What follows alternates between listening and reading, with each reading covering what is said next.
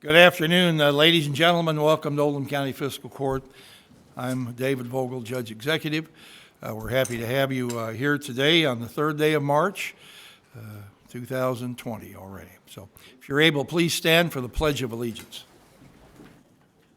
I pledge allegiance to the flag of the United States of America and to the republic for which it stands, one nation under God, indivisible, with liberty and justice for all.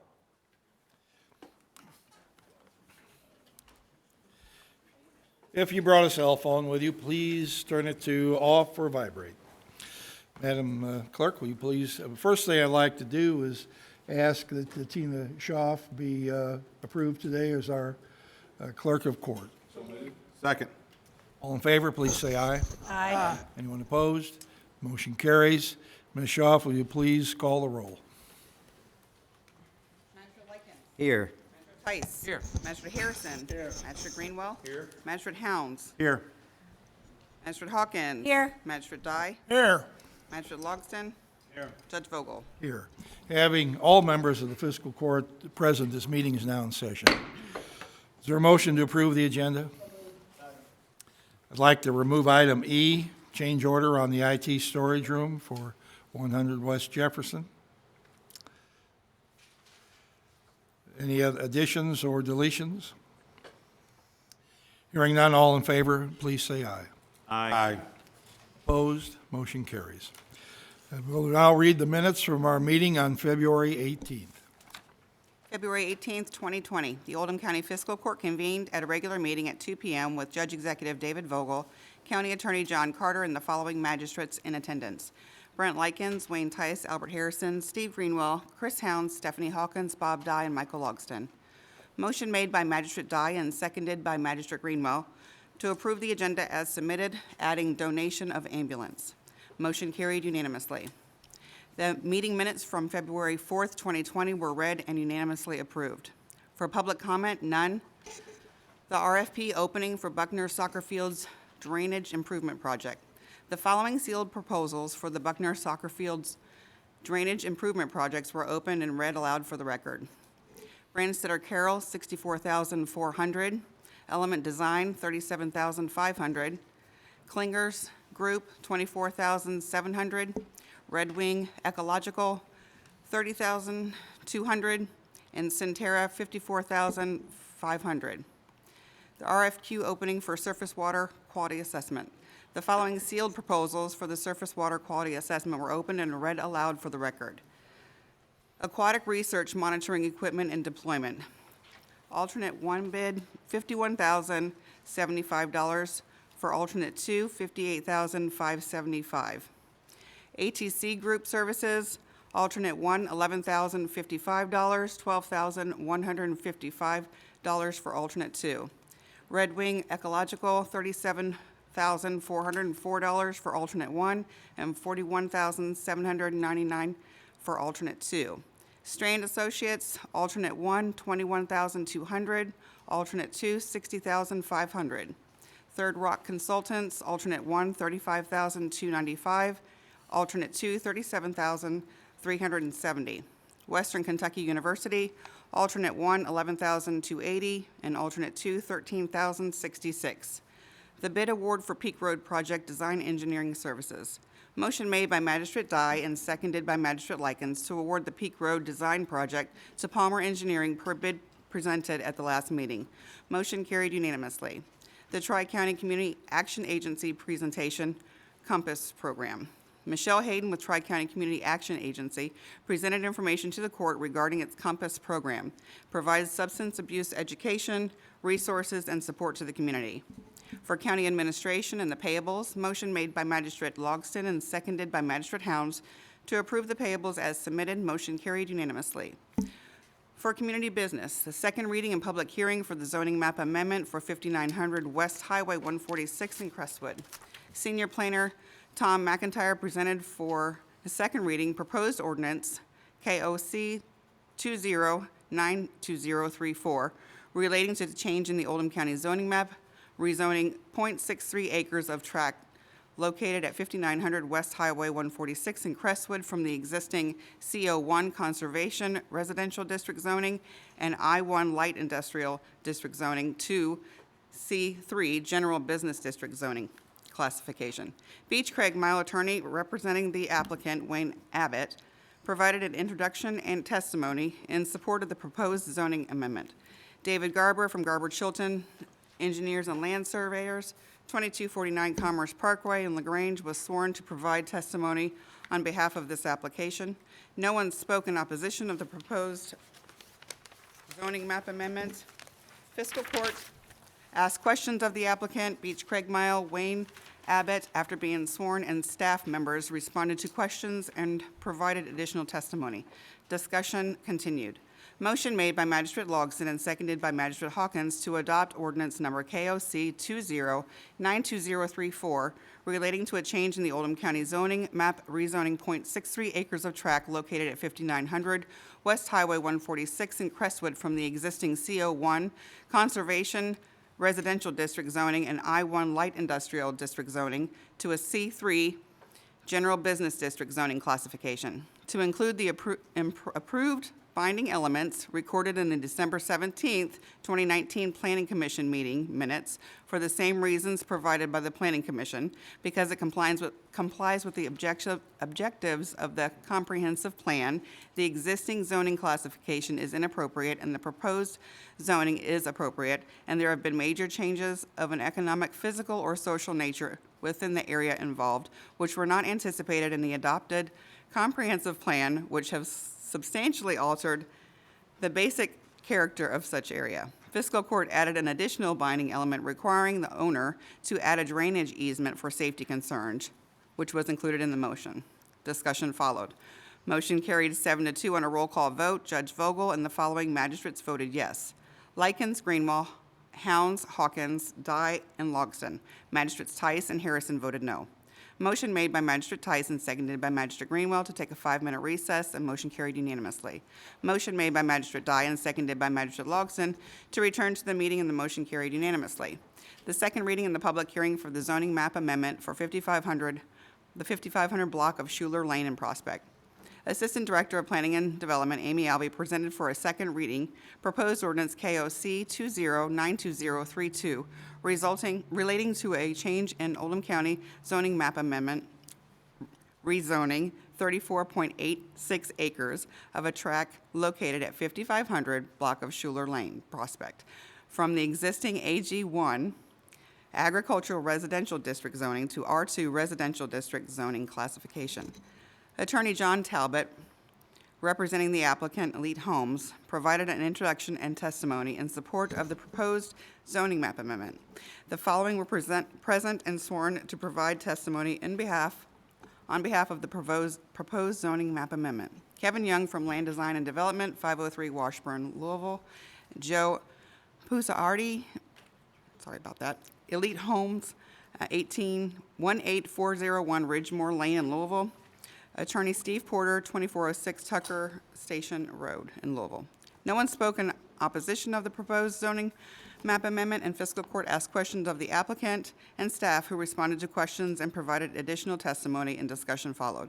Motion made by Magistrate Dye and seconded by Magistrate Hounds to adopt ordinance number KOC 20-92032 relating to a change in the Oldham County zoning map, rezoning 34.86 acres of tract located at the 5500 block of Schuler Lane in Prospect from the existing AG1 Agricultural Residential District zoning to an R2 Residential District zoning classification, to include the approved binding elements as recorded in the December 17th, 2019 Planning Commission minutes for the same reasons provided by the Planning Commission, because it complies with the objectives of the comprehensive plan and future land use map. Fiscal Court added an additional binding element of no construction vehicles for deliveries shall use Moser Farm Road, Laurel Lane, Worthington Lane, or Hounds Lane to access this development, which was included in the motion. Discussion followed. Motion carried 8-1 on a roll call vote. Judge Vogel and the following magistrates voted yes: Likens, Tice, Harrison, Greenwell, Hounds, Dye, and Logsdon. Magistrate Hawkins voted no. Under contract agreement and resolutions, Pitney Bowes lease agreement for the postage meter at OCPD. Motion made by Magistrate Logston and seconded by Magistrate Tice to authorize the judge executive to sign the equipment lease agreement with Pitney Bowes relating to a postage meter at OCPD as submitted. Motion carried unanimously. The acceptance of donated ambulance. Motion made by Magistrate Hounds and seconded by Magistrate Likens to accept the surplus ambulance from Oldham County, that should be Ambulance Taxing District, for use by the Police Department as submitted. Motion carried unanimously. For board appointments, we have the Tourism Board. Motion made by Judge Vogel and seconded by Magistrate Likens to appoint Damian Baird to the Tourism Commission with a term to expire March 2nd, 2022, filling the unexpired term of Donna Sabo, who resigned. Motion carried unanimously. For public comment, Emergency Management Services Director Jerry Nart announced that the Division of Forestry has set burn restrictions during the spring forest fire hazard season, February 15th through April 30th. It is illegal to burn between the hours of 6 a.m. and 6 p.m. within 150 feet of any woodland or brushland. Announcements. Magistrate Dye announced Fiscal Court's annual audit is complete and available on the county's website. Magistrate Hounds attended and enjoyed the Exoplanets exhibit at the main library in LaGrange. Magistrate Greenwell thanked Elite Homes for its professional and thorough presentation. Magistrate Harrison stated, February 19th is Coast Guard Reserve birthday, announced the Ohio River's water level is going down. And Magistrate Likens announced Legislative Training Day in Frankfort is February 20th, and most Fiscal Court members are attending. Motion made by Magistrate Dye and seconded by Magistrate Hounds to adjourn the meeting, and the motion carried unanimously, and the meeting was adjourned at 5:30 p.m. You heard the reading of our minutes from February 18th. Are there any corrections? Hearing none, all in favor, please say aye. Aye. Opposed? Motion carries. Time now for public comment. That's the time during our meeting when we allow individuals in the community who would like to address the fiscal court to do so. Normally have up to 4 minutes. We welcome our county clerk, Julie Barr.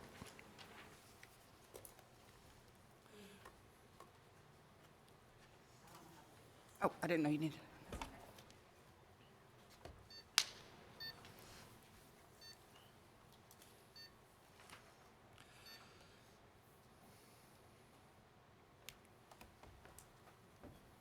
Good afternoon, Judge, Magistrates. I apologize for not getting on the agenda, but I've been at home with the flu the last couple of weeks, and we've been lined out the door, so it slipped my mind. But I'm here today to actually return my excess fees check to the court in the amount of $421,315.66.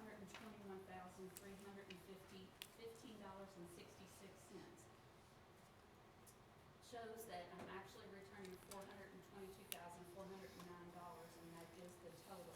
But I cannot give the balance until my audit will be completed, and at this point, I have no idea when that will be. Excess fees are what is left after I meet all my statutory responsibility, all our payroll, everything with clerks' salaries and benefits and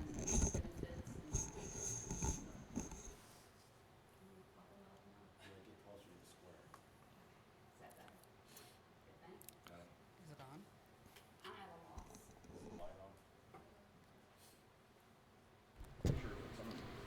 I think it is now. It isn't. I'm not starting over. I don't think anybody really can. I think you're right. So I'm just turning over the balance of my fees, and it's a statutory responsibility that after I meet all my obligations with payroll, taxing districts, all my operating expenses, that I turn over everything that is left to the fiscal court. And like I said, the amount this year is $421,315.66, and upon completion of my fee audit, the balance will be returned to the court. Right, thank you. We appreciate that. We'll be glad to add that to the general fund. $412,315? Okay. 421. It's 421. 421, sorry. That's a big number. Thank you. Thank you. Good job. Anyone else would like to address public comment?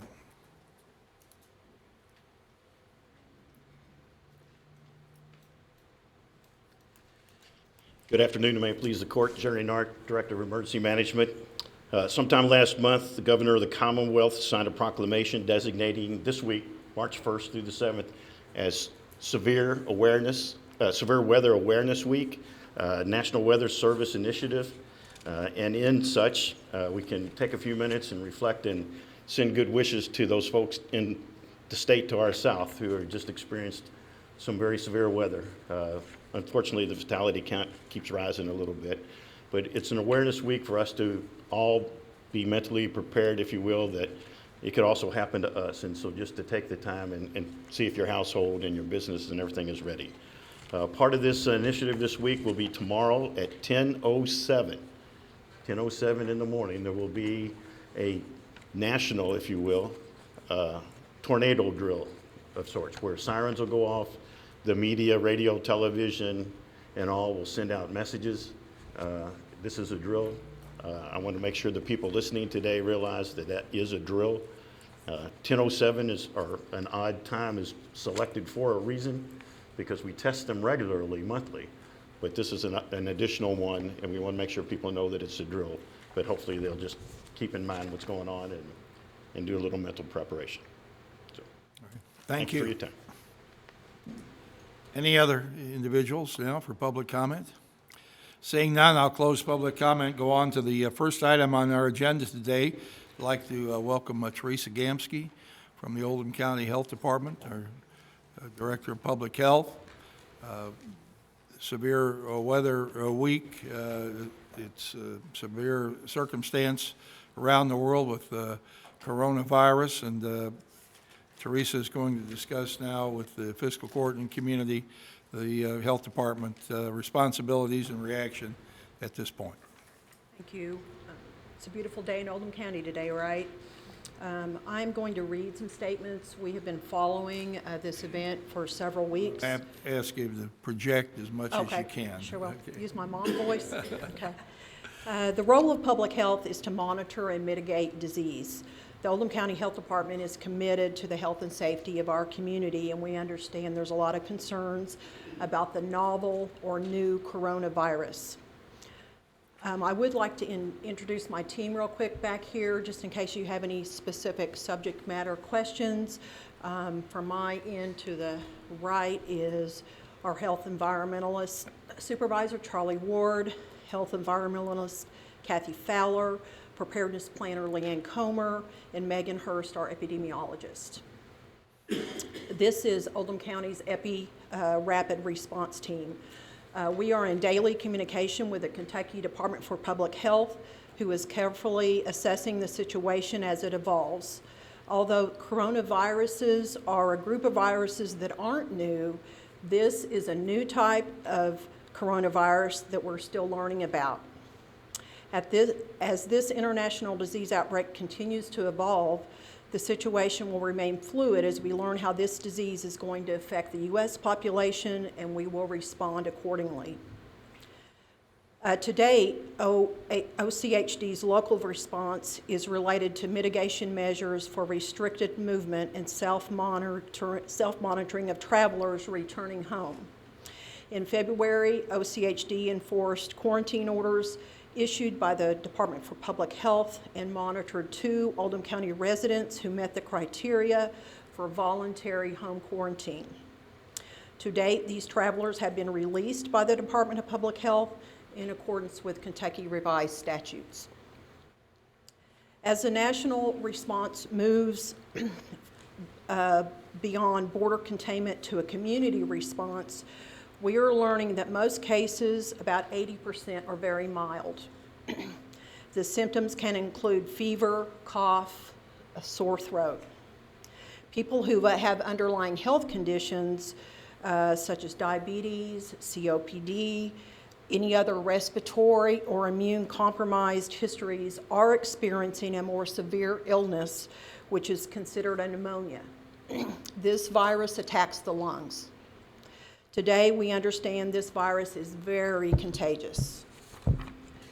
At this time, the health risk to the general public in Kentucky and in Oldham County remains low. The Oldham County Health Department will continue to monitor this event locally with the Kentucky Department of Public Health and implement guidance and directives as they are received by the Centers for Disease Control. We do have a few recommendations that we can prepare our community for in this regard. First of all, we are highly recommending that venues open to the public take an inventory of cleaning products and ensure their products are EPA registered products that claim effectiveness for emerging viral pathogens. Current products may be protective that are on your shelf now, but they may not be labeled accordingly. So a revised safety data sheet should be requested from the manufacturer to ensure the product's effectiveness against this virus. Also, oversight of custodial practices is recommended to ensure products are being used according to manufacturers' directions, such as mixing. Sometimes certain products have a sit time where you have to leave it sit on the surface in that regard. In the home, many of us may have products in the home that declare they kill coronavirus, but the COVID-19 is a new virus, and EPA is constantly revising the list of products that are approved for these emerging viral pathogens. You can go to the Oldham County Health Department website for a list of approved products. And again, this list is changing frequently. We looked at it yesterday and met with some community folks. And today, there's already been additional products approved from the FDA on that list. It is very important that we all engage in everyday preventive measures to prevent the spread of germs, such as washing our hands frequently with soap and water for at least 20 seconds. If you would sing happy birthday, that's about 20 seconds. When you're washing your hands, friction is your friend. That's what removes the germs from your hands. You should be washing your hands after blowing your nose, going to the bathroom, or before eating. Then you want to avoid touching your eyes, mouth, or nose with any unwashed hands. Avoid close contact with individuals who are sick, probably about 6 feet. Stay home when you're sick. The CD recommends that individuals remain home for at least 24 hours after you no longer have a fever. Cover your cough or sneeze with a tissue, then immediately discard. And as we talk about again, please clean and disinfect frequently touched objects and surfaces. And you've heard a lot in the news about masks. The surgical type masks are meant for people who are sick. They do not protect you from receiving the virus in. So if I'm coughing and sneezing today, or I think I have coronavirus, I might want to wear a mask. So we want to reserve those surgical masks for the people who are sick. If you have any questions or any concerns, you're always welcome to call the health department or seek the advice of any of our subject matter experts on this. Any questions that we can try to answer for you? Teresa, you mentioned that the 2 Oldham County residents have been quarantined. How does the health department identify those candidates for quarantine? Those candidates were identified by the Department of Public Health from the CDC as they traveled back into the U.S. So they were identified at that level. Are you getting a notice of people who may have been international travelers from Oldham County? Yes, sir. Okay. Yes, sir, and that's they come in through the different screening mechanisms at the 11 airports accepting international flights. They go, and right now we're seeing they go through screenings before they board those travel airplanes, and then once they arrive in the United States, they go through another screening at that time. And then that is communicated to the CDC, who communicates to the states. Does the fiscal court have any responsibility in regard to this public health alert? Yes, sir. As some of you may be aware, we do have a disease outbreak plan which identifies the mechanisms in the event we get to a situation where we are required to court order quarantines. And that could be someone who is tested positive for the coronavirus and they need, of course, they would probably be in a hospital setting at this point and be quarantined. Once they go home, there's different levels of those quarantine orders as well. So yes, the fiscal court could be involved if we get to the point of increasing quarantine requirements. Commissioner Logston. Yes, sir. I guess my question is, and you might not know the answer to this, but how do we know this hadn't been, you have flu-like symptoms, and they just came up with the test to test, I guess they're testing this now, but how do we know that this hadn't been in the country for months, and people just think it's the flu and get over it, and we don't even know it's there? Because people have been flying in and out. I flew in from Washington yesterday, so you don't know who had it and who didn't have it that would have been on that plane and not showing any symptoms. So this could have been in the United States for months before people even knew about it. I would have to agree with you. The virus was first indicated and documented in China around November. So we had travelers coming to and from the United States November and December until the travel restrictions were placed in January. So that is very likely. There are cases, on the East Coast that we're watching, and they suspect that this may have been in that environment longer than we currently are aware before we started monitoring those travelers. So our recommendation at this point is it's not too late to get a seasonal influenza shot because we want to prevent or decrease the severity of seasonal influenza so our health system does not get overrun with this type of illness should they need to respond to the coronavirus as well. Thank you for the question. Any other questions? Anybody else? All right, thank you, Teresa. Thank the staff members for being here today, and appreciate your vigilance in the community. And please come back, let us know anytime we can do We'll anything to keep you posted. assist our public health services. Thank you. Thank you. Next item on the agenda is our 2-week payables here. When you're ready, I'll accept a motion. So moved. Second. Any discussion on the bills?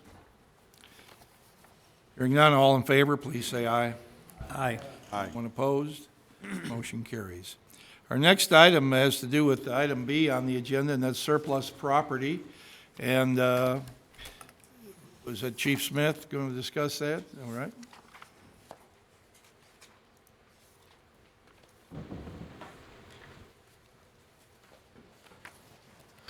Judge, we're in possession of 7 old generators that we got 6-7 years ago through the retired military program. Since we've got them, we've never used them. They're aged, hard to find parts for. We took them originally thinking we might be able to use them throughout the county, but quite frankly, their conditions and their age really made it impractical to use. We've never started them. They're sitting there. They're off our inventory now, so it's time that we just go ahead and get rid of them, I think. All right, and we also have a trailer in your possession that Yes, sir. I guess Yeah. was confiscated or something. We had a trailer that was forfeited through the court to us, and we have no need for it, and that as well we'd like to get rid of. And then our surplus property list here also includes maintenance department property that magistrates have pictures of, doesn't it, Kevin?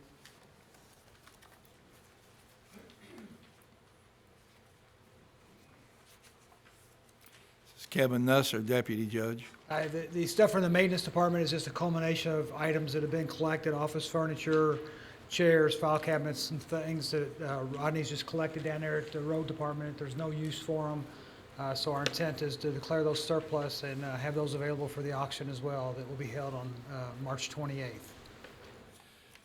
Right, March 28th is a Saturday, and the auction will be at on The old road department. Old Road Department at 393, opposite the Oldham County High School football stadium.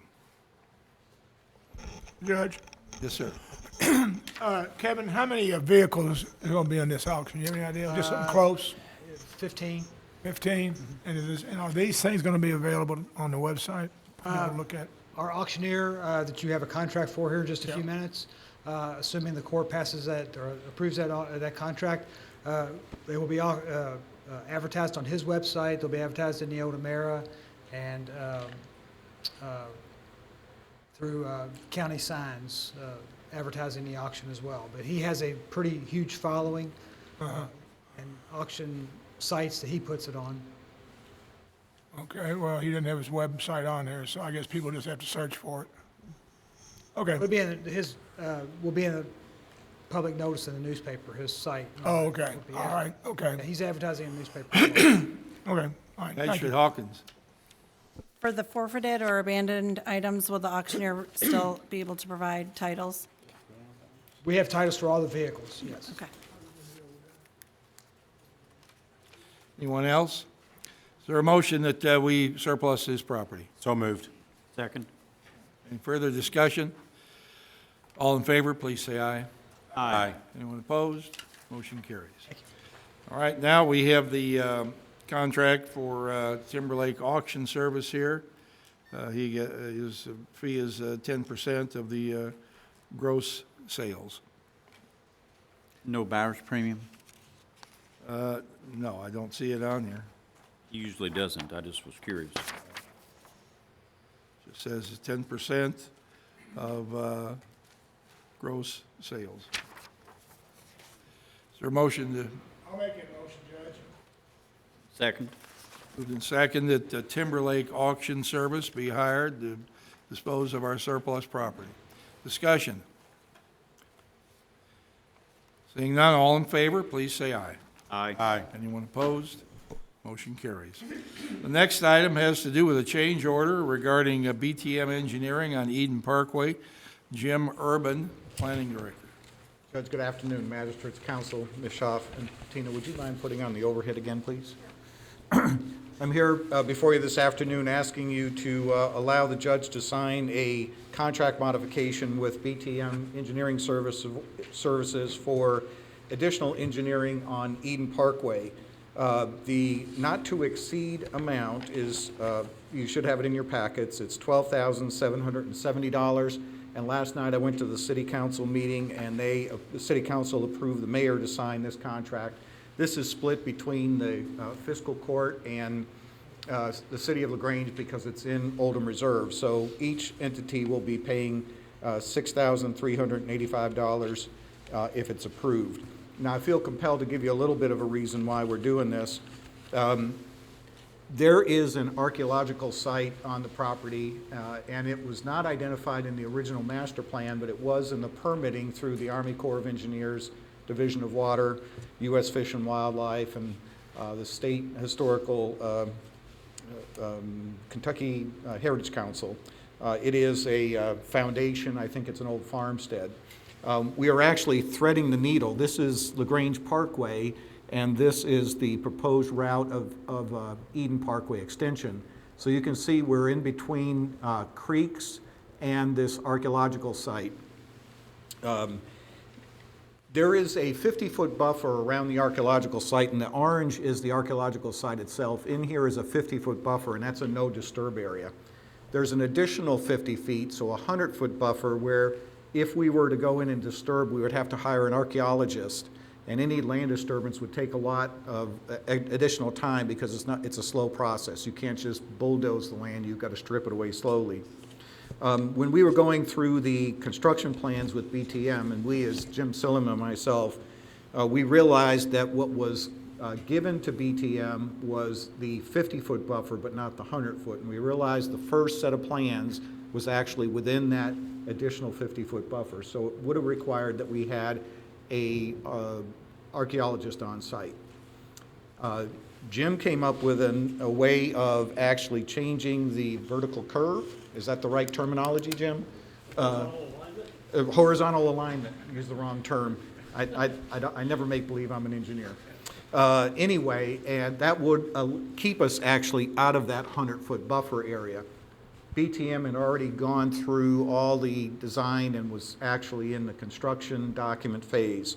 So realistically, even though we're spending additional money on engineering, this is a cost savings overall because we won't have to hire an archaeologist, and again, we'll be able to build the road much quicker. So if it is your pleasure, I'd like you to allow the judge to sign this contract. I'll make that motion. Second.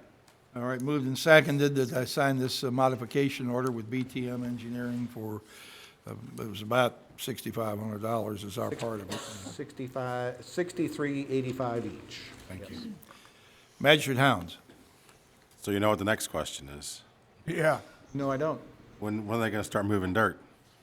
We intend to get the construction plans done by the end of the month, put it out for bid in the month of April and then go to construction May 1st. There is a proposed development in the park that is somewhat predicated on this road being constructed.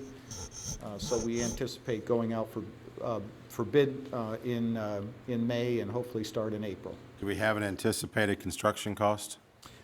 Yes, this is based on the old plans, but it is $3,741,000. I'm sorry, one more time, 3 million? 3.75 Okay. million. And that's based on the quantities from the old plan without this revision, so it'll be somewhere around there. That includes, and let me just expand this. This is actually, there is an extension. Eden Parkway is not built up to the roundabout, so it starts back here where the pavement ends and goes to the roundabout, and then from there to LaGrange Parkway, which is the balance of this map. And at that point, we'll be able to drive from essentially New Moody Lane to LaGrange Parkway on Eden Parkway.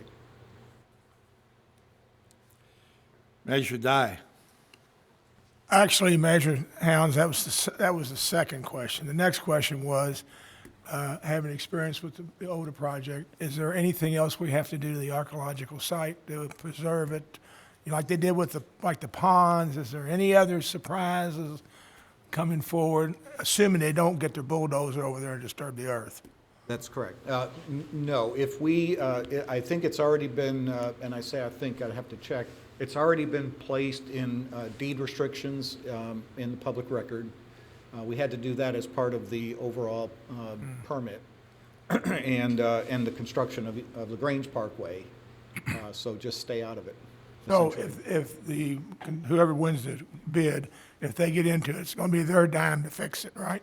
Will require in the bid documents that they put up fencing adequate enough, and actually, we had an experience on LaGrange Parkway where somebody drove back there, they weren't doing any construction. Right. They'll have to stay out of it completely, so probably 2 sets of colored fence that would keep them out of there. Just trying to think ahead. Thank you.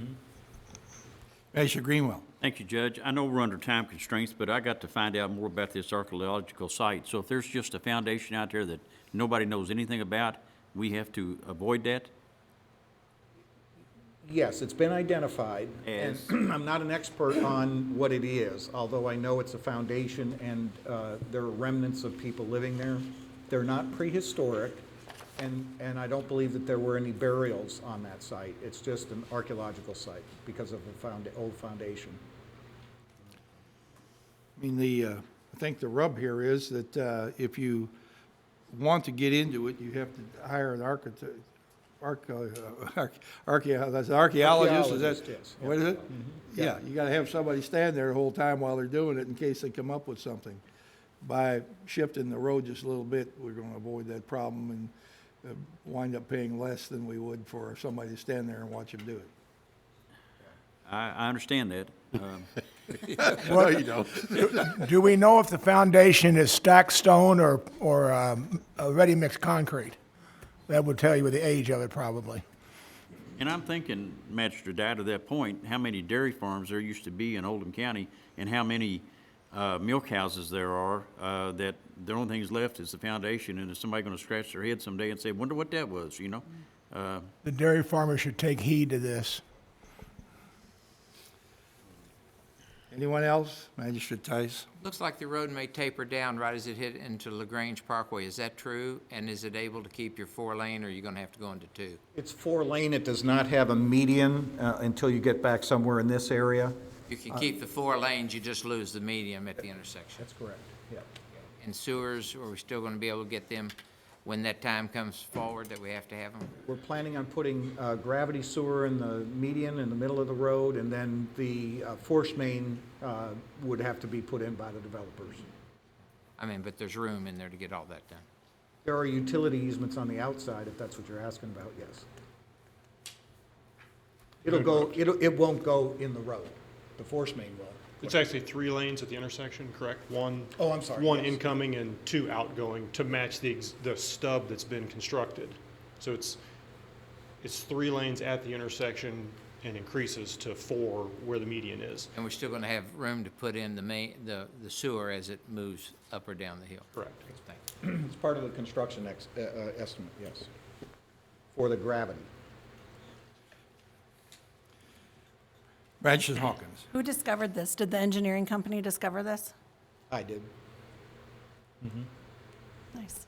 And it was on the plans. The 50-foot buffer is the exact same shape as the archaeological site.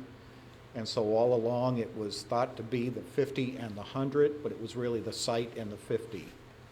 And so then, again, in review, Jim came up with a vertical alignment that worked better and horizontal alignment. Sorry. You got to be quicker on your answer so I don't get, and that, again, we were able to do that and stay completely out of that 100-foot. Nice. All right, seeing no further questions here, all in favor, please say aye. Aye. Aye. Motion carries. Thank you. Thank you, Jim. Next item on the agenda has to do with the 2020 Community Mitigation Grant Program. Becca Truman. Item F.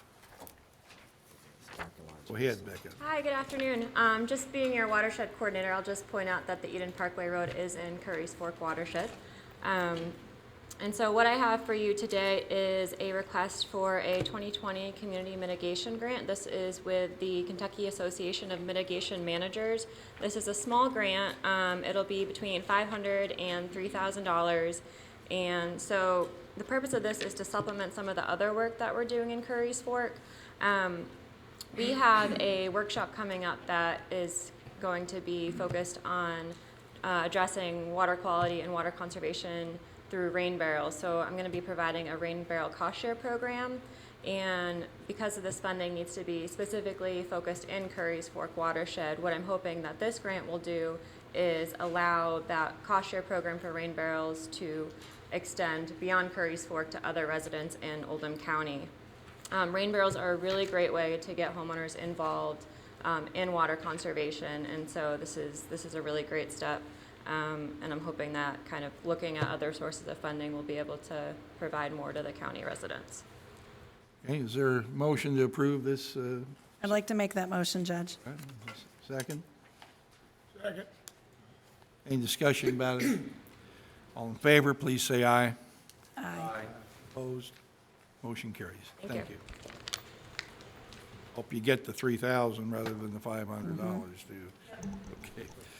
All right, now we're at the bid award for surface quality assessment of the Buckner soccer fields. Jim Sullivan. Yes. Jim Sullivan, County Engineer. So item H is actually for 2 separate projects. And the clerk read the results of the bid or a request for proposals in their bid opening from last fiscal court meeting. On the screen, I've just placed an itemized list in ascending order. We'll go with the surface water quality assessment project first. That's a project that's associated with the MS4 permit the county has with the Division of Water as one of the measures to satisfy that permit. I'll request that we approve ATC Group Services for their alternate 1 bid price to complete that project. And the difference between the 2 alternates, just so you know, we bid this 2 ways in coordination with the Division of Water, either to collect 6 samples throughout the period of 1 month and analyze those, or over the period of 6 months, collect 1 sample each month. And we wanted to see the price difference on those 2. Our recommendation is to go with the alternate 1, which is the 6 samples over the 1-month period. How long is the sampling period? If we go with alternate 1, it would be one month, 30-day. If you go through alternate 2, it'd be a 6-month period. Okay. All right, is there a motion that we do this? I'll make the motion that we go with alternate 1 with ATC Group Services for $11,055. Second? Discussion? That's gonna come next. I just had them on the same sheet of paper, Philly. I missed something. No, sir, not yet. There you go. Measured hounds. What water are we testing, I guess? I missed that part. That's a good point also. So there are the 11 sites. We decided for this first effort, this is the first time we'll be doing it as part of this grant, as part of this, the current permit, to use sites that had been previously tested in Curry's Fork. So we'll be able to compare the results with existing Curry's Fork results we have and establish a new baseline. Okay, and this, There are 11 sites throughout the Curry's Fork watershed. okay. This is off topic a little bit, but how much time of yours and your staff do you think, percentage-wise, you spend in MS4 stuff, and the MS4 permit? I'd hate to give that percentage right now. It's Okay. a significant amount. It's an important. Could you come up with a number and send it to us in the future? I mean, it can be a educated guess. Right. I just hate to throw a number I know, off the top I know. of my It head. just came to me. I'll feel Yeah. like I gave you the wrong number later. No, So. But Okay. it is a significant amount as the stormwater's. And yeah, of course, MS4 is a requirement. Yeah. We know that. And Not- as this is a discussion period, if I can point out also, we did, you can see there's quite a range in the bids that came in, the proposals, and ATC's was fairly low in that range. I contacted ATC just to speak with them and make sure they were comfortable with the number they gave, and also discuss their qualifications, as ATC's been around for decades, testing, whether it's phase 1 environmental assessments or other similar projects, so we're comfortable with them completing the work. Any further questions on using ATC here? Hearing none, all in favor, please say aye. Aye. Aye. Anyone opposed? Motion carries. Second item. So the second is for the RFPs that were received at last meeting for the Buckner Soccer Fields Drainage Improvement Project. And again, this is for a project we've been entertaining or looking at on the Buckner Soccer Fields property that also it benefits the Grand Villa subdivision and downstream neighborhoods that are affected by stormwater coming from that area. Again, we received the proposals, and there was a fairly good spread from the $24,700 by the Klingers Group to Branstead or Carroll. Again, I spoke to one of the project managers at the Klingers Group, and we're comfortable with them performing the work. We've worked with Klingers Group before, as they've provided designs for another client to the engineering department for review. All right, is there a motion that we hire Klingers Group to do the design work on the soccer fields? I move. Pardon? Okay. Is there a second? Second. Any discussion on this item? All right, hearing none, all in favor, please say aye. Aye. Opposed? Motion carries. Next item on the agenda has to do with magisterial raises. Magistrate Dye. Yeah, thank you, Judge.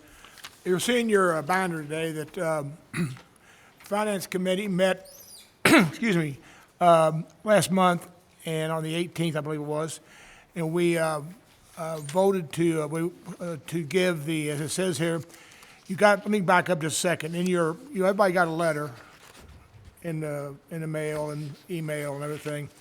And the CPI that came from the state for the magistrates and the county coroner was 2.3%. Well, I spoke with Ms. Horn, and then at our meeting, we thought that the best way to do this was, as you all know, raises are given out on the event date. It's not just one date, everybody gets a raise. It's an event date, and that's the date that you're hired. So we decided, in the past, we've normally given, the raises I'm not going to say every raise since I've been here, but a lot of them have been more than the CPI came out, because the number, we find the number before this comes out, because the state, you don't know exactly when they're going to get it out. So long story short, we figured it'd be about 2%. That was what we've been doing. Well, we got fooled, and it's 2.3. So in essence, we're going to give the magistrates and the coroner a 2% raise like the rest of the employees got at the last budget cycle. And then in fiscal year #21, the salary increase will be 2.3% across the board, and then, of course, all employees will do the same thing. So that gives everyone basically an even keel about the raise. So no one's going to get any more than anybody based on the event date. And so, and then the county coroners the county magistrates and the coroner will see 2.3% on 3/4/21, which would be the next event date next year. Now, with all of that being said, this is a sidebar issue. If the state comes out and says next year that the CPI is hopefully not 5%, then we've already got a structure in place to take care of how to do that moving forward. So we don't have to keep reinventing the wheel. That was our purpose here. So with that being said, I'd like to make a motion to approve the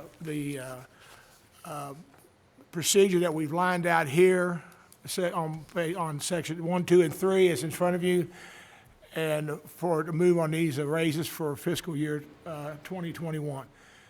That's it. All right, is there a motion, a second? Is that a motion? Yes, Is it sir. All right. Motion. Second. For a second.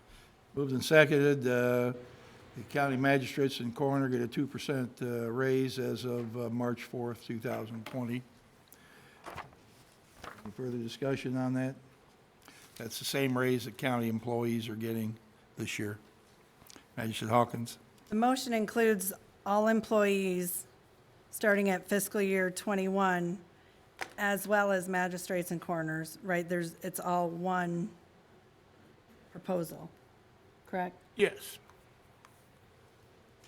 And from what I understand, Magistrate Dye, from when you and I were talking about this a couple weeks ago, the 2.3% raise for the employees is in favor. For example, when the CPI was under 2%, the fiscal court has given up to 2%. Now that it's over the 2% CPI, you're proposing that we match that. So it's actually Yes. more beneficial to the employees. It's in their favor. Right. Well, Instead of coming down. it's not so much in their favor. If we can't give the employees a 2% raise when the CPI is 2.3. I know that doesn't sound like a lot of money, but that, in essence, if it was 2.8 or 2.9, the employees would be going backwards in their gross salary. So we wanted to keep everything on an even keel, so everybody gets the same raise, so no one can feel like they're getting slighted. And I'm sure the employees would have a problem with giving the magistrates taking the 2.3% that what came from the state and us only giving them 2. If I was an employee, I'd be a little torqued up about that too. So in the end of the day, everybody gets the 2.3%. It's just the event date, and all the employees understand what that is, and I understand what it is. And so at the end of the day, when we talk about this again next year, everyone will have gotten what they're supposed to have gotten. So, Right, the event date is your hire date. right. Or promotion Or date. promotion date. Now, I want to add one other thing. Now, I want to make sure everybody understands that this raises for the magistrates and the coroners. Now, the other elected officials, they're treated differently than us. So I don't know how to approach it. So I don't want you to think that some people didn't get a raise and some did. It's just the way the state does it, and we have no control over how the state does it. Any further discussion here? Hearing none, all in favor, please say aye. Aye. Anyone opposed? Motion carries.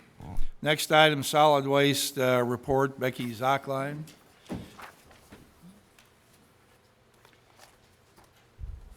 Thank you, Judge, and good afternoon, members of the Fiscal Court. Today, I am asking your consent to allow the judge to sign this report of the solid waste management activity for 2019. And in your reports, in your binders, you have a summary report. The actual report itself is thick. 68 pages. A lot. And so I've summarized for the most part on this single page that you have. I've also put in your binders comparisons of statistics from the last 2 years. And I want to illustrate the difference between 2018 and 2019.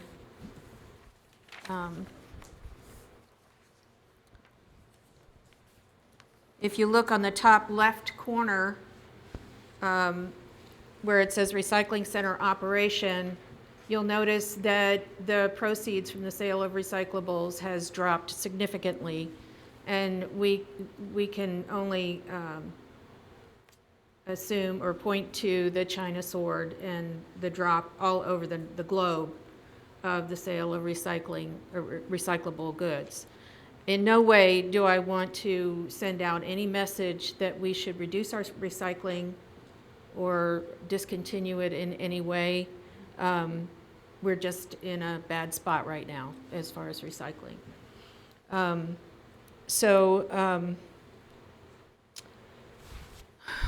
The tonnage of recycling remains about the same. In 2018, we recycled 557 tons, and in 2019, we recycled 454 tons.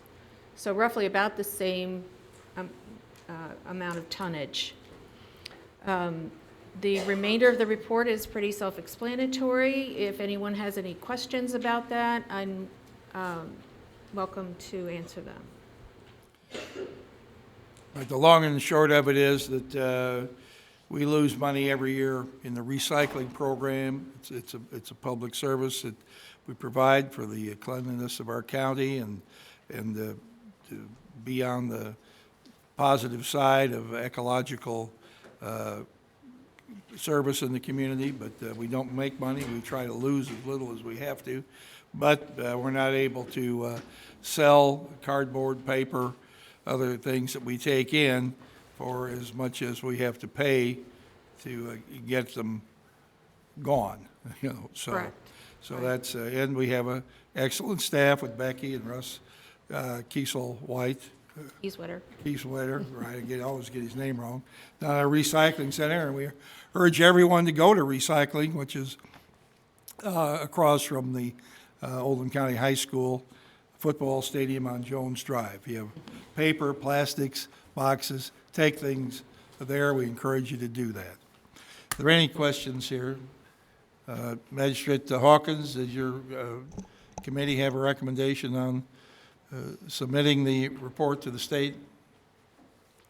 Yes, I'd like to recommend we send this report to the state. Second on that? Second. Any further discussion? I have one thing I'd say, Judge. I want to make sure that people understand that back years ago, and you remember this, and so do some of the other court members, the recycling center was sort of a, for lack of better terms, like a catch-all for everything. There is a specific criteria of the things that they'll take: paper, plastic, cardboard. Electronics. I'll let you say it because I'll screw it up, but, Yeah. but Virtually it's not any- a junkyard. Yeah. But metals, and we do take almost everything with a cord except for tube-style televisions and monitors and projection TVs. No refrigerators are free on it. Yes, we do take those. Do you now? We Good. do. We have a market I for told you I'd that. screw it up. All right, Magistrate Hounds. What can a person do with those TVs that you guys don't take? What, turn it into a planter? Best Buy stores, as I understand it, do accept those for a minimum fee of $25 that you would have to pay. Also, Republic Services has a Blue Guard recycling program. You can explore that online.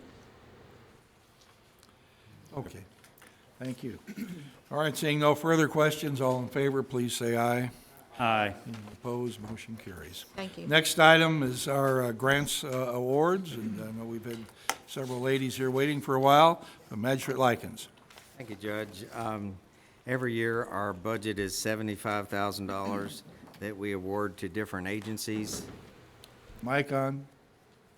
Yes. I'll try to talk louder.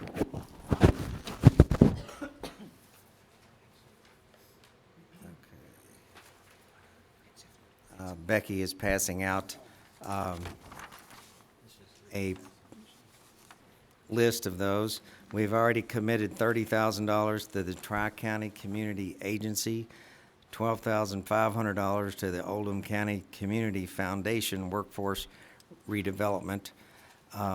That leaves us a balance of $32,500, which their grants committee has come up with the following awards: $4,000 the American Red Cross, $1,000 the Brownsboro Alliance, $1,500 to CASA, $5,000 to the Creasy Mahan Nature Preserve, $4,000 to the Crossroads Pregnancy Resource Center, $2,500 Dare to Care, $3,500 Good News Homes, $1,500 Grace and Glory Lutheran Church Bread of Life Food Pantry, $4,000 High Point Charitable Services, $3,000 to the Hope Health Clinic, and $1,000 to the Humane Society, $1,500 to the Metro United Way. They totaled $32,500, and these are, this is spread out and does a lot of good in our community in Oldham County. It's refreshing to listen and to see some of the work that volunteers do in our county. So I'd like to make a motion that we accept that list totaling $32,500. I'll second that. Pardon? Yeah, if you like. I mean, I don't know if we have it on the screen there. Somebody can, maybe Jim can put it up there. Okay. We've got there it was, a motion and a second. Is there any discussion on this? Manager Hawkins? We had a lot of wonderful applicants, and Becky put together this binder of all of the applicants, and they all do great work for the community. So I'm honored to be part of the grants committee and part of this selection process. That's all I wanted to say. Thank you. All right. So, Magistrate Greenwell. Thank you, Judge. And Magistrate Likens might have said this. Is this comparable to last year's amount? I think It's the same. Okay. different Total dollars allocations. is the same. Sure. It totaled about 75,000. Yeah. All right, is there any further questions? Hearing none, all in favor, please say aye. Aye. Anyone opposed? Yes. 8-1, all right. Magistrate Likens, did you want to award these funds here did we have if you ladies like to come forward, please. Maybe Becky can help you there. Sure.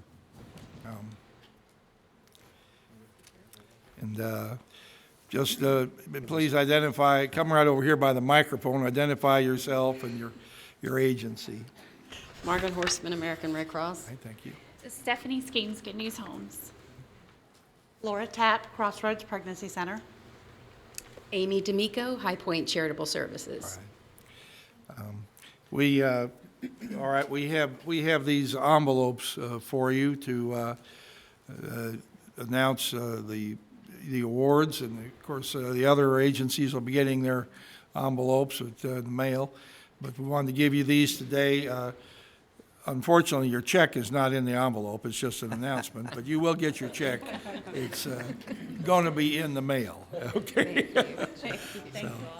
All right. Well, thank you very much. We Judge, is it appreciate possible to everything maybe you get do. a picture made with the fiscal court and these gorgeous women here that? Well, sure. were- Somebody have a camera? Who has one? Becky? Yeah. All right. Maybe we How could all about, come together and let pardon? them. let All right, them be in maybe the all front. the magistrates move to the center and the ladies to the front. How would that be? Should we stand behind this? Yeah. All right, we'll take a picture here. Come on, Michael. Well, they're trying to be nice to you. Maybe I can sit here. Yes. Yeah, all right. Everybody can you get everybody in there? Okay. You get it? All right, thank you. All right, thank you. Thank you. We appreciate all of you what you do, and we'll have you back sometime, tell each one of your stories. That'd be great. We're kind of backed up on time today because we have to have this meeting over by 3:25. So I want to keep on moving. We're not. No, sir, not yet, because I'd like to invite, go item K now, invite William Heisinger to here, who wants the fiscal court to consider a proposed resolution regarding industrial hemp. And we believe you have somebody with you, and so I'll let you introduce him. Good afternoon. May it please the court, my name is William Heisinger. I'm with Evercure Farms. We're a local hemp producer. We're right off of 146 outside LaGrange. We've been doing this about 4 years. And I also brought with me Mr. Martin Smith. He's the president of our Kentucky Hemp Farmers Association. I believe the judge heard his presentation. I think Kevin Nuss did as well in Frankfurt a little while ago. So he's much more well-versed in the subject matter than I am. So I'm going to let him take the lead, and then I'm going to finish up with a local hometown perspective on how this can impact us. If it please the court, I've got some handouts with some information for you guys. Sure. And I'm going to pass these out for you, okay? I'm going to let Martin take the reins. Judge, thank you. Magistrates of the court, thank you for hearing our issue. I'm Martin Smith. I'm the president of the Kentucky Hemp Farmers Association, and today we come before you asking for your support. There's nothing legal in regards to what we're asking you. We're just asking that you would support our attempt to ask Congress to amend the definition of industrial hemp. It's 7 U.S.C. 5940. It's where the definition federally is defined, currently at 0.3%. And I believe with the handout you'll see that there's that definition on page 408 of that document, which is just about maybe 12 pages in. At the bottom of that page, it has where the 0.3% came from. It was a study done in page 2. Page 2 of your packet. 1976, and it was said that in order to arbitrarily determine between the male and the female plant what hemp was, they tested young, vigorous leaves of both plants, and that test came out to 0.3. Well, 0.3% of what? 0.3% THC, delta 9. And that was how they would be able to distinguish between the male and female plant what would be industrial hemp. Well, Congress picked that definition up in 2005. Ron Paul, not Rand, but Ron Paul, he asked for Congress to consider a definition for industrial hemp to legalize it, and it got picked up over the years. And in 2014, in the 2014 Farm Bill was signed by President Obama to allow us to research it at 0.3%. Well, we're long past research. Now we're in the market side of it, and our farmers have ran into what the University of Kentucky said we'd run into whenever it became a commercial crop, and that is that 0.3 would no longer be a research, because the farmer would want to push the yield as far as he could to get as much out of it as he could. But this year we found out that our genetics, so we had a lot of approved genetics in 2019, or 18 last year, but this year now our varieties, those same varieties, because we went through a drought, we had 210 farmers in 2018 as opposed to last year's 1,046 farmers who had no education on what to do. And of course the drought caused us to go hot and turned a lot of those genetics away from being able to move out of our state because they went hot, as well as for us to work with those genetics to improve their yields and what have you. So we've asked Congress to amend the definition to 1%. This will give us, with our banks, will give us an actuarial liability that they can say, hey, this farmer has grown the last 3 years. He's kept his crop under 4%. Kentucky allows us to grow at 0.399. And because of that, this 1% variance allows us to feel safe to loan to him, to do farm improvements, and to get himself ready for being able to help the regulatory. In other words, put irrigation in he might not have had this year, to do things necessary to get that crop in compliance. That 1% also helps us with crop insurance. The actuarial liability of having regulatory damages to you growing this crop is very high at 0.3. To give us a 1% variance, and that lowers that actuarial liability, and our premiums are able to be realized, and we can cover ourselves and our investments that we have. So we're just asking you to do that. The only requirement is that you sign it and send it in to your representatives in Congress so that they can see that they're not impeding on your beliefs and what you do by changing that definition. The state has also this year, Representative Heath, put a bill in that asked our delegation in our state house to do the same, ask Congress to amend the definition to 1%. So that's currently went unanimously through the House and is in the Senate as we speak today. Right, so this is something that you're trying to get Congress to do, not the state of Kentucky. Congress, right. A state of Kentucky has already addressed this in 2017. They amended the definition to say anything that the federal government changes, we automatically adopt that. So we already did the work at the State House to work on this. We always knew that 0.3 was going to be a buffer, if you will, for regulators to feel comfortable with, but it was a pilot program definition, and now we're ready to go to a commercial market definition that helps us bank, helps us keep from losing our crop and pay taxes. That's a good thing. Make our payments on our houses. How many hemp growers are there in Oldham County? Do you have any idea? I know Mr. Heisinger is. Heisinger may have an idea of that. It was relatively small early on. Now I know that Phyllis and John Smith that have the booth at the farmers market, they're growers here in Oldham County and processors. We're growers and processors. So I know that's two. I know there's probably at least another 20 or 30 that are on the list, and it's growing every year. So in 2018, there were about 2,400 farms. Is that right? No, about 1,200 farms in 2018. In 2019, It was 200. There was 210 in 200. Okay, sorry, yeah. I got my numbers backwards. So it was about 210 in 2018. 2019, then 1,046. It was 1,046. Across Kentucky. Across Kentucky. And the number of acres that were applied for in 2019 was in excess of 40,000 acres that were applied for at the state to grow hemp. It's huge for the state, and it can be really huge for the county, and for farmers, for all farmers, to give them an opportunity to get out from under, some of the things that they've been burdened with before. But this 0.3% really does hinder us. And when we get to that point, I'll let you guys know what that hometown perspective is when Martin finishes up, if he's not finished. Just real quick, I'd like to say that contract viability language is what we're really dealing with when we talk about the farmer. He's wanting to grow for a good contract, just like he does for soybeans or anything else. But that actuarial liability of 0.3 and him having regulatory damages from that keeps the big brands like Nabisco and all these other brands that can manufacture and distribute this product to the market that wants it at a price point that they can afford to buy. But the regulatory potential of us creating regulations creating damage for us doesn't let them engage with us. As soon as we get this 1% and they know that we can grow at 399 easily and have that 3 times matrix, then those contracts feel a lot more comfortable for them to start integrating our CBD into these markets, and you'll see your markets expand. All right. Thank you, Martin. Are there any comments from the fiscal court? Mr. Harrison. Yes.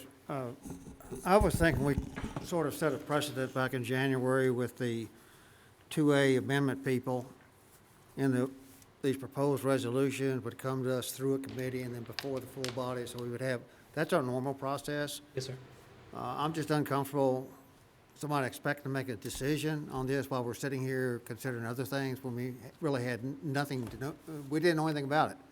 Until we got a packet on Friday. Magistrate, I appreciate that. I actually, in speaking with Kevin, I had originally arranged to meet with the Economic Development Committee and the Public Safety Committee separately today. And then I was actually invited, and he said, well, rather than meet with them separately, he invited me to come to fiscal court and speak. So I apologize for that. Okay. All right. The other thing, you say you're asking us to make a recommendation, we're going to do this to Congress, but the form letter that you got here includes David Osborne at the Yes, state sir. level, Ernie Harris at the state level. It does not have any names in there for people at the congressional level, either at the House of Representatives or the Senate. And I would think that would be appropriate if we're going to execute a resolution like this. And then this is evidently got some age on it because the date you've got at the bottom, December 2019, and we're a little bit past that, so maybe the document needs to be revised. We can do that. Yes, sir. Yes, sir. To answer your questions in order, the reasoning for the I guess the procedure is we're trying to start at the county level and build support, and then we go to our state representatives, Right. David Osborne, and then move on. So we're trying to do this as a state and then work our way nationally. Well, I thought you said it already gone through the state. It's not, it's in the Senate right now. So we're supporting what's happening at the Senate. Their resolution says the same as this resolution. All right. Says that they ask for Congress to amend. So this is what happened to America that you worked locally to change things congressionally? Well, I understand that and appreciate so I'm that. a but military guy. Your and I- presentation is confusing because you've got two different houses. You got a House of Representatives here, and you got a House of Representatives in D.C. Right. And you got Senate in both places. So in your presentation, I got lost as to which House we were talking about and which Senate we were. We're talking about Congress in general. I understand that now. So if we can get it out of But the I House. understood from your presentation, this had cleared our state Senate and our state House, but that's not the case. It's only cleared the That's state correct, it's House. Right. It's Yeah, just, okay. right. It's in the process. Measure Tice. Yes, and I'll either take credit or blame for that coming to the court, the full court, rather than our committee earlier today. When the judge brought it up to me, I didn't feel like I had enough knowledge to even to scratch the surface. So therefore, rather than bring something to the full fiscal court at a later date, I thought if we could hear it for about 15 to 20 minutes today, ask some questions that we may have, and I've got a couple, and then from that knowledge, I have no intention, or my thoughts were, is that we wouldn't vote on anything today. It's just a fact-gathering thing. The other thing I did, Judge, is I knew Ms. Gansby was going to be here earlier. I asked if she could stay today, because I figured that we're talking about HTC. And as simple as I can make this, if you raise corn or tobacco, I know what happens to that product. Yes, sir. When we make this hemp, what happens to the hemp? Are we talking about something else? Are we talking about a social?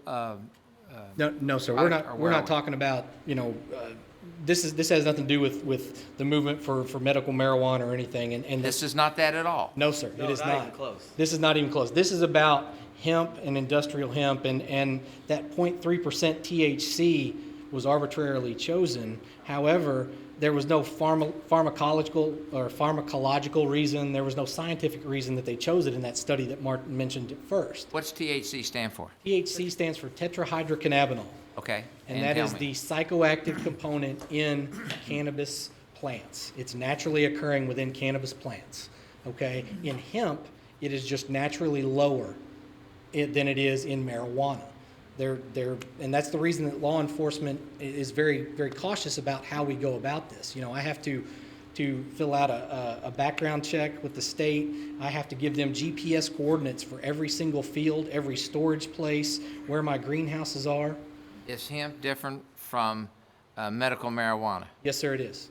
Okay. You cannot Not even the get same intox- plant? It's If you're talking with medical marijuana, you're talking 22, 24% THC. THC. We're Yes, sir. talking. Same plant or not the same plant? It's similar. They're cousins. They're genetically related, but they are separate. They've evolved over time. These plants have been around for at least 10,000 years in recorded human history. And there's a relationship with human beings and plants going back to Southeast Asia.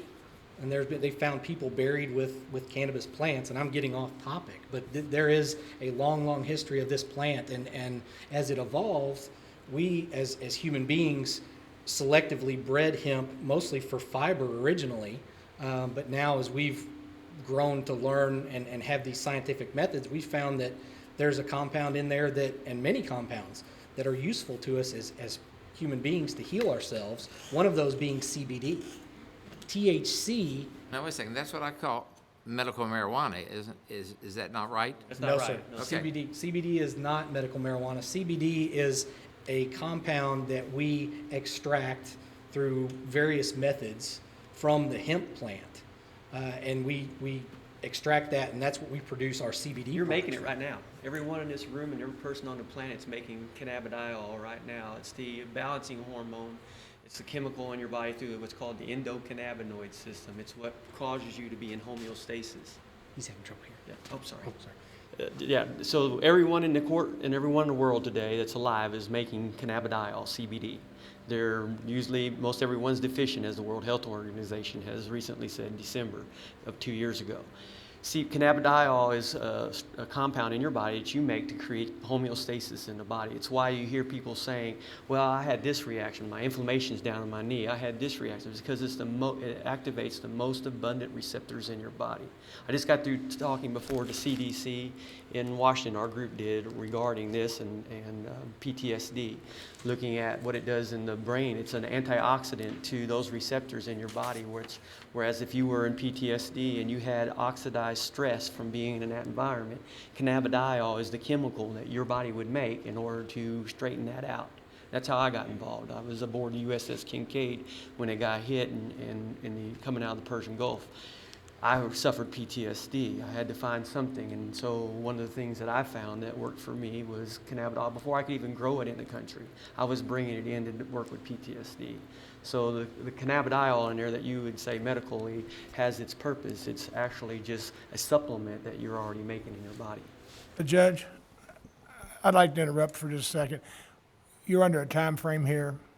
Well, I think we need to table this for another discussion. Maybe you guys need to come to the committee because I think you've raised more questions than than answers today. I mean, we're not, when we did the Second Amendment thing, it was a couple of weeks. And we're not trying to cut you short, but I think that for the court to get, in my opinion, and I think that for the court to get comfortable with what you're trying to do is, I want you to make sure you get a fair shake. And we're under a time constraint, I unfortunately. agree. There's a lot of information that we could cover, and I want to make sure that everybody fully understands what we're talking about, because if you're not familiar with the subject matter, it can be very confusing, and most people err on the side of caution and just don't. Even though we don't have a motion, Judge, we can just put it on the table for now and. I just have one question. Are you all going to be at the conference tomorrow? Because I know y'all were at the judges' conference, right? Yeah, I was at the judges' conference. So are you coming to magistrates tomorrow or Thursday? I have not been invited, just because I've been traveling the whole state. I just thought we might be able to learn more about it. Yeah, I'd love to do that. Where's it at? It's at Griffith Gate, Wednesday evening, Wednesday from noon to 6, all day Thursday, and half a morning Friday. And Friday morning's time to come, because they've really got a great breakfast. Okay. Mine will be short. Magistrate Hawkins. Thank you for your service, Mr. Smith. All right, is there a motion here, is there a second to table this until I we made the motion. learn a little more? Second. Okay. Thank you for coming. Thank you, Magistrate. I don't know if you want to let anybody else. I'm going to ask the court's indulgence that I be excused for the balance of the meeting and that Magistrate Greenwell take over.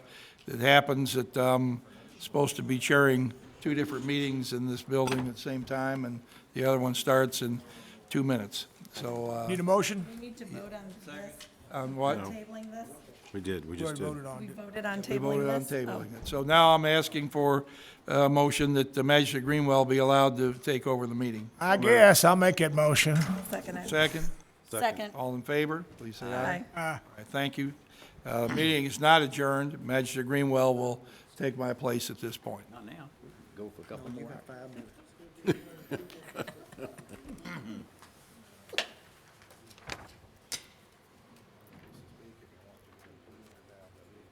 Okay. Maybe join you afterwards? Sure.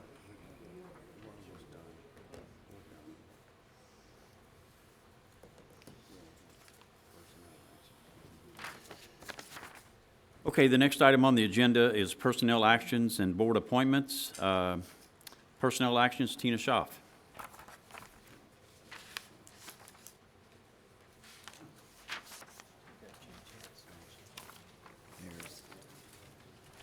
There are 3 items on the personnel action sheet. You have a police contract for Matt Cornell as a school resource officer, and that's effective tomorrow. And the contract was attached as well. Can't hear you, Tina. You need to speak closer to your mic. We can't hear you. Can you hear me? Yes, now. They have a contract new hire for SRO, Matt Cornell, starting tomorrow. Is there a motion? Second. We have a motion by Magistrate Dye, second by Magistrate Hounds to sign a contract with Matt Cornell for a school resource officer effective tomorrow. Any discussion on this? Seeing none, all those in favor, please say aye. Aye. Opposed? Motion carries. Maintenance. You have a new hire, Patrick Miller, as a maintenance assistant 1, $15.50 an hour, and that's effective tomorrow. And then there's a promotion for Jeff Rice for a work detail supervisor, $17 an hour, effective tomorrow as well. These are both in the same department, so I would take a motion to take care of both of these at the same time. I'll make that, Judge. Magistrate Likens is the motion. Second. Second by Magistrate Tice. Any discussion on this? All those in favor, please say aye. Aye. Opposed? Any abstentions? All those, okay. Motion carries. All right, then we have the road department. We have a resignation from Chip Swanson. That was effective 2/28. Need a motion to accept the resignation of Chip Swanson. So moved. Make it motion. Second. Brent Likens was the motion, second by Bob Dapp. Is there any discussion on this? All those in favor, please say aye. Aye. Motion carries. Okay, we're down to, there are no board appointments, correct? Okay. Public comment, second public comment section. Doesn't look like there's anybody here. Other business. We're down to announcements. Magistrate Logston, we'll start with you. Pee Wee Valley's having its 150-year anniversary on the March 14th, which is or not this Saturday, but the following Saturday. It's going to be at 4:30, rain or shine. There'll be like a little festival. You'll have food trucks. There'll be a tent with entertainment. So please come out and help us celebrate 150 years of Pee Wee Valley. Will this be by the City Hall It'll be area? at City Hall. Okay. All righty. Is that all you have? Magistrate Dye? I don't have anything today. Magistrate Hawkins? Nothing today. Thank you. Magistrate Hounds? Yes, sir. And a couple things. Jerry Nart, our EMA director, mentioned about the tornado sirens, tornado test for tomorrow. There has been,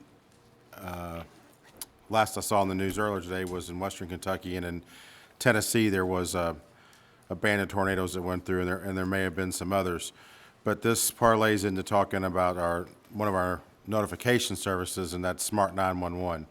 If you're not signed up for it, please take the time. You can go to the Oldham County Fiscal Court page, go down to the bottom, there's a box that you can click and you can sign up for the Smart 911. I won't give out Mr. Nart's phone number, but if you need it, I'm sure you can find it on the website, and he'll be happy to walk you through the signing up for Smart 911. There are lots of features, but the automatic feature is the notification for severe weather alerts. And some people say, well, I'd only woken up at 11 o'clock at night for that alert. Well, that may be the time that it comes through. Last night, the fire departments, most of the fire departments in Oldham County were out on a couple of structure fires, and by the time we all got home, that's when the quote-unquote severe weather was about to come through. And it was about 11:30 or so last night when we were supposed to get it, which when most people would have been asleep. The Smart 911 service would have alerted you of that if it would have been severe weather for you to take the proper precautions. So I encourage everyone to take advantage of the Smart 911 system. Thank you. Is that it? Yes. I believe that you should have a weather alert radio also. It doesn't hurt to have two different ways of being notified, and so I think that's a good idea to have both. Magistrate Harrison. Thank you, sir. Real quickly, at our next meeting, Matt Watkins, the principal at the Arvin Center, will be our special guest to give us an overview of the programs, what they do, and I think probably invite us to take a tour of the facility at some future date. So I hope everybody look forward to that. Next Wednesday, I'm pretty sure, Kevin, we've got Census 2020 again. All right. It would be great to see more magistrates attend this meeting. 1 o'clock. The amount of information that's available to us is almost overwhelming. But April 1st is the kickoff date for this, and we still have a lot of work to do. We're trying to dramatically raise the response rate here in the county, and I think it could change quite a few things here in the county. There's a lot of money at stake, and the only way we get it is to have people sign up and fill out the questionnaire. Military days, quickly, today is Navy Reserve birthday. Tomorrow, the 4th, is, I love this one, Hug a GI birthday, or Hug a GI Day. The 5th is CB birthday. The 13th is K-9 Veterans Day. And the 15th is American Legion birthday. Thank you. Magistrate Tice, I have nothing today, thank you. are you sure? Yes, Okay. Magistrate I've Likens. got some thoughts, but I'll skip them. Well, thank you. Yeah, I thought you'd appreciate that. Magistrate Likens. Nothing, Judge. Thank you. The only thing I have to say is that last night, the storms that went through Tennessee, Kentucky and Tennessee doesn't always agree on everything, especially football and basketball, but when it comes to taking care of your neighbor and loss of life and everything like that, we all need to be together on this, and so we just need to keep them in our prayers, I think. Does anybody else have anything to come before the court? I'm sorry? Motion to adjourn by Magistrate Dye, second? Second by Magistrate Hounds. All those in favor, please say aye. Aye. Are you going to the magistrate thing? I'm going to. What's that?